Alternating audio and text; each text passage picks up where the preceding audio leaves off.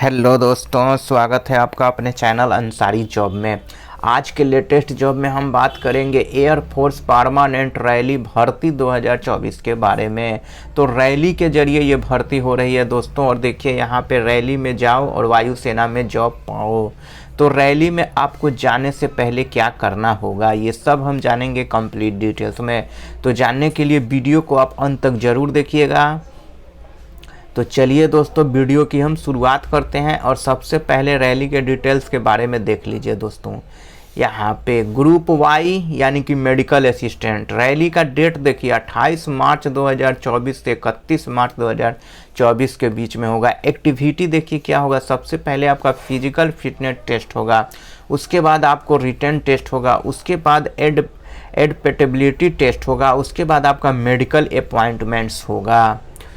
और देखिए दोस्तों कौन कौन से डिस्ट्रिक्ट में, तो देखिए all district of state Madhya Pradesh and Chhattisgarh.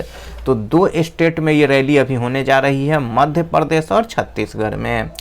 चलिए आगे और दिखाते हैं आपको। अब देखिए एक है ग्रुप वाई मेडिकल असिस्टेंट। ये भी रैली जो है 31 मार्च 2024 से 1 अप्रैल 2024 तक देखिए यहाँ पे चलने वाला है। एक्टिविटी वही है दोस्तों, पहले आपका फिजिकल फिटनेस टेस्ट होगा, उसके बाद आपका रिटन टेस्ट होगा, उसके बाद एडेप्टेबिलिटी टेस्ट 2 होगा, उसके बाद मेडिकल अपॉइंटमेंट होगा। और देखिए उसके डिस्ट्रिक्ट टू कवर, तो देखिए कौन कौन से डिस्ट्रिक्ट में होगा दोस्तों। तो all district state of Gujarat, Maharashtra, Goa, UT, Daman and Diu, Lakshadweep, Dadar and Nagar Haveli.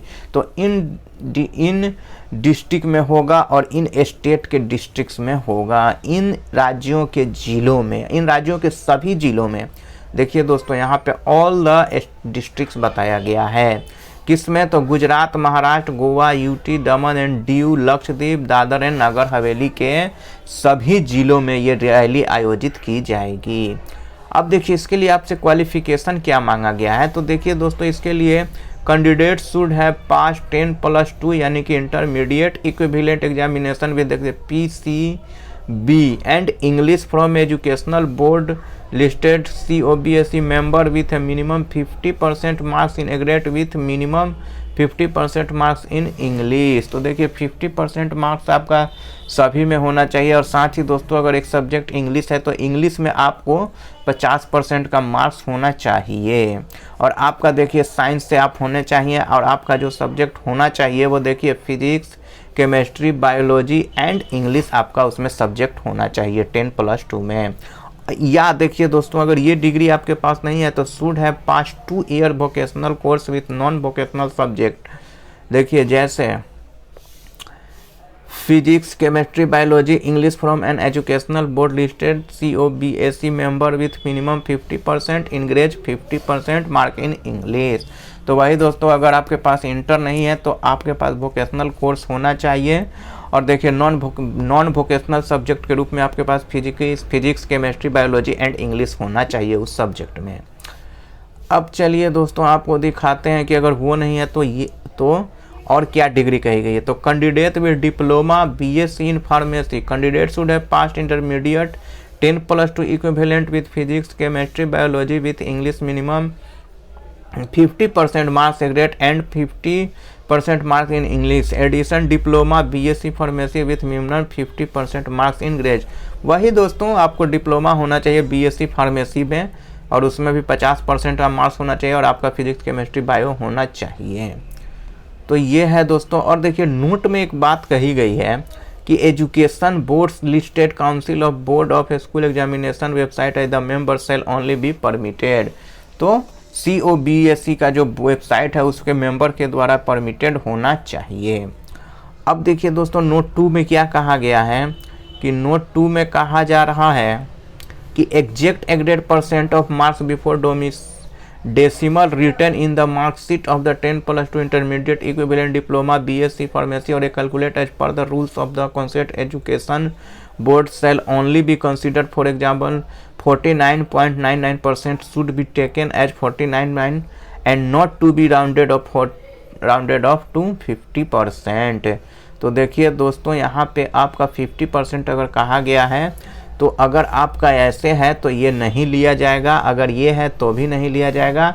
आपका सीधा क्या, तो दोस्तों सीधा जो है आपका 50% है तभी आपका माना जाएगा। 49.99 आपका 50% नहीं माना जाएगा। तो ये नोट 2 में कहा गया है। अब चलिए दोस्तों देखते हैं मैंडेटरी मेडिकल स्टैंडर्ड। तो सबसे पहले यहाँ पे हाइट की हम बात करेंगे। तो मिनिमम एक्सेप्टेबल हाइट देखिए आपका 152.5 सेंटीमीटर होना चाहिए हाइट। अब देखिए दोस्तों चेस्ट की हम बात करें, the chest should be well proportional and well development with the minimum range of expression 5 centimetre. तो 5 सेंटीमीटर आपका क्या होना चाहिए दोस्तों, चेस्ट होना चाहिए, यानी कि छाती होना चाहिए। वेट देखिए proportionate to height and age as applicable for IAF है। तो आपका हाइट एंड एज जो है वो अप्लीकेबल होना चाहिए इंडियन एयरफोर्स के अनुसार। उसके बाद देखिए दोस्तों हियरिंग की बात यहाँ पे की गई है। तो candidate should have normal hearing होना चाहिए, able to hear forced whisper from a distance of 6 meter by the each ear separately. तो 6 मीटर तक के बात को आप आसानी से सुन लें, आपका हियरिंग ऐसा होना चाहिए। डेंटल की अगर हम बात करें दोस्तों, दांत की, और ये हियरिंग था मतलब सुनने का, should have healthy gum good set of teeth and minimum 40 dental point. तो आपका दांत जो है वो अच्छा होना चाहिए, गम जो मसूड़ा होता है वो अच्छा होना चाहिए, दांतों की जो सेट है वो आपका अच्छा होना चाहिए। तो ये तो हो गए दोस्तों मेडिकल स्टैंडर्ड की बात।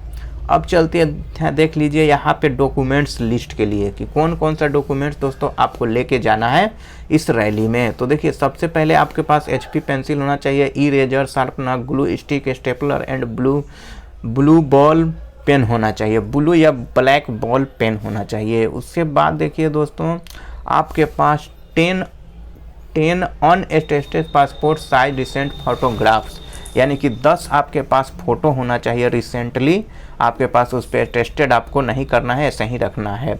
उसके बाद देखिए original and 4 self attested photo copies of the matriculation passing certificate. तो 4 आपके पास सेल्फ अटेस्टेड फोटो कॉपी होना चाहिए मैट्रिक पास सर्टिफिकेट का।